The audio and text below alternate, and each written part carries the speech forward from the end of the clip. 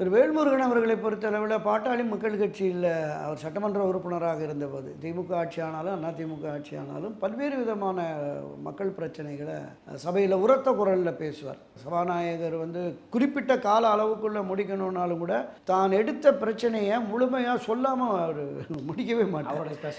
அது அவருடைய ஐடென்டிகேஷன் தான். எப்போவுமே அதில் உறுதியாக இருப்பார். பெரும்பாலும் தொகுதி பிரச்சனையை தாண்டி வெகுஜன மக்களினுடைய பிரச்சனை, சில முக்கிய பிரச்சனைகள், இது எல்லாத்தையுமே சொல்லுவார். ஆனால் திராவிட முன்னேற்ற கழகத்தின் சார்பாக தான் அங்கே இருக்கும்.